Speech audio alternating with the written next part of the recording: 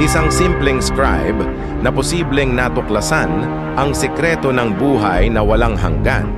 Si Nicolas Flamel ay kilala bilang isang ordinaryong tagasulat sa Paris noong ika-14 na siglo. Wala siyang kapangyarihan, wala ring mataas na posisyon. Pero may isang bagay siyang naiiba, obsession sa kaalaman. Ayon sa alamat, nakatagpo si Flamel ng isang kakaibang libro, isang sinaunang manuscript na puno ng mga simbolo na hindi maintindihan. Ang sabi, Book of Abraham the Jew, isang aklat na sinasabing naglalaman ng sikreto ng alchemy. Ilang dekada niyang inaral ang libro. Naglakbay pa siya sa ibang lugar para maintindihan ang kahulugan ng mga simbolo.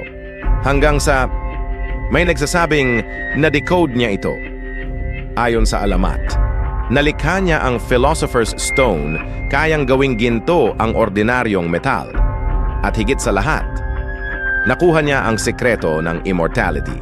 Sa official records, namatay si Nicolas Flamel noong 1418. Pero may mga kwento na wala raw laman ang kanyang puntod. May sightings daw sa ibang bansa kahit patay na siya. Ang tanong, si Flamel ba ang naging immortal? O may ibang naging immortal gamit ang sikreto na siya ang unang nakadiskubre?